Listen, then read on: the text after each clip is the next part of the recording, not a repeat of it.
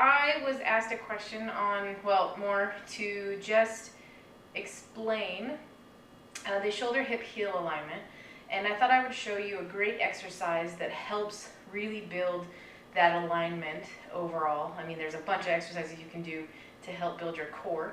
I think rider fitness is a huge component to riding horses. I mean, obviously the more fit and strong we are core-wise, the better our riding gets, especially if you're looking to compete in really anything, dressage, eventing, show jumping, and even the Western sports.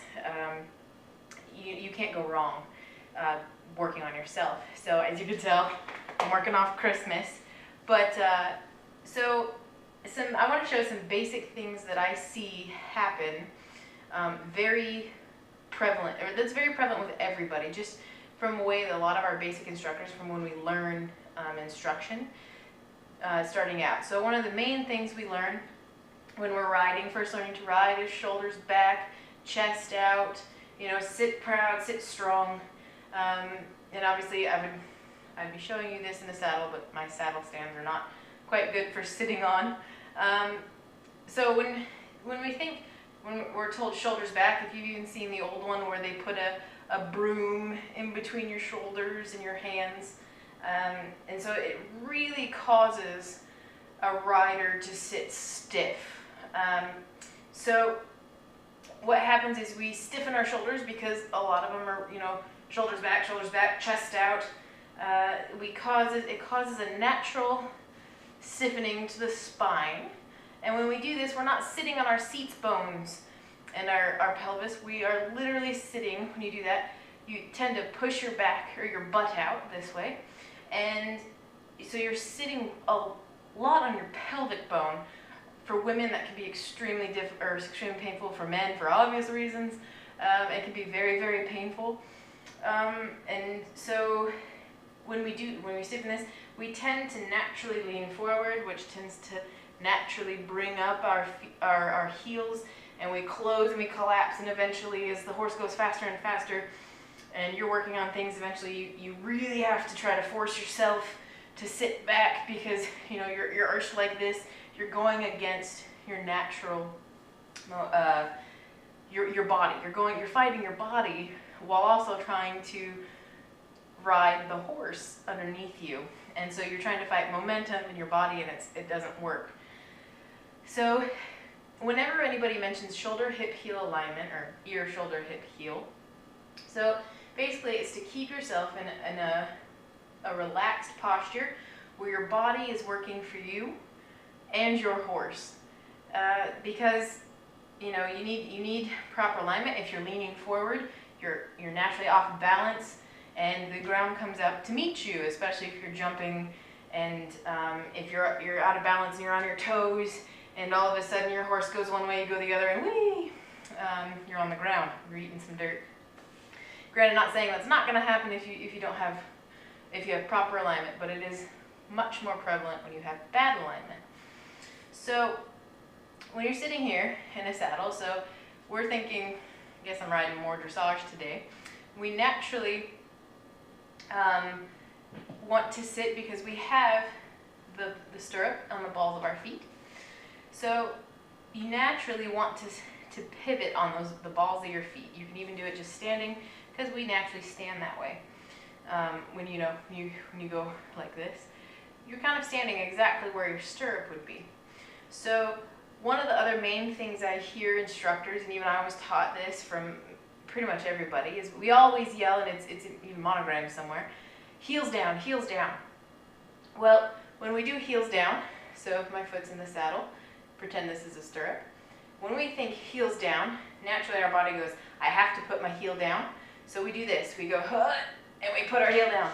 And we use the fulcrum of the stirrup on the ball of our foot and our heel to drop that heel down.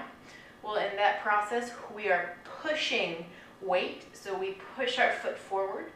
We elongate the angles here, even if just subtly, but by doing that, we overcompensate and we lean back a little bit more. And then again, you're sitting too much on your seat bones, not enough on your pelvic bone, and you can be thrown off balance. And then you're behind the horse. So a good way of thinking, instead of heels down, toes up. You think more when you think toes up. You're not forcing your foot up because that would defeat the purpose. But you're just flexing that ankle in that ankle joint. You're not pushing into it to get your heels down, but you're flexing that ankle, elongating the hamstring, and your heel naturally falls down, and it keeps you more in alignment. So an exercise to help shoulder, hip, heel alignment is proper squats. Now, most people when they do squats, and I am definitely a victim of this myself, is when we go to do squats for the longest time, nobody told me the proper way to do it. They're like, let's just do squats. And so when we squat down, I did this. And I was like, we're doing squats. All right, feel the burn, right? Well, if you notice, if I slow that down, as I come forward, I'm doing this. I come up on my toes, and then I come down, and I come down on my heels. Well, in riding, especially, for jumping, but also dressage, when you are doing that, you're throwing your balance forward. So if you're jumping, your horse, especially because when you do that, you tend to anticipate a jump, you throw your weight forward. At the last stride, your horse suddenly has to pick up your weight and that you just dumped on their forehand, the horse's front end, and you go up over the saddle and you're jumping ahead of the horse. You kind of get thrown all over the place. The mane comes up to greet your face, and you can knock your teeth out. Well, not really, but you can give yourself a bloody nose if you're not careful. And the exact opposite, we're pushing those heels down, pushing into the saddle, we're sitting back, we're coming to the jump, you get left behind, and then you're trying to catch up over the jump, and then another good way to fall off. For dressage, same thing. I mean, you get left behind in the movements for the extensions, or you're sitting forward, you don't have that good hip angle, your horse can't use its back, pull its stomach muscles up, use its back, round it, and extend. It's probably not the best analogy, but they can't, when you're sitting forward like that, they can't use themselves. You're blocking that forward movement because you're not naturally following it. So to teach this, very easy, simple squat. So you're using the same muscles in a squat. You're taking out, unless you want to add a bossa ball or something like that, that's unstable, you're using the same lower body mechanisms than as you are riding. So the biggest thing is put your weight in your heel. So as you go back, you're basically taking your butt and you're going that way. And you're taking your shoulders and you're leaving them as close to where they are as possible. You're going to have some movement, but you don't want to do this because you're going to throw your weight forward, you're going to come up on your toes. So as you're sitting there, and it helps too to avoid this motion when you're squatting, pick a point on a wall, a door, a mirror, anything that you work out at, and you sit like this, and you squat back, and you make sure the weight is in your heels. Now, if you are doing a squat and you feel like you're about to tip and step backwards, you're actually doing it correctly. This also saves your knees. When you go up like this, your knees go ahead of your toes, and you put an exceptional amount of force on your knees, which will cause knee injuries, knee pain, which is not good. It doesn't help you.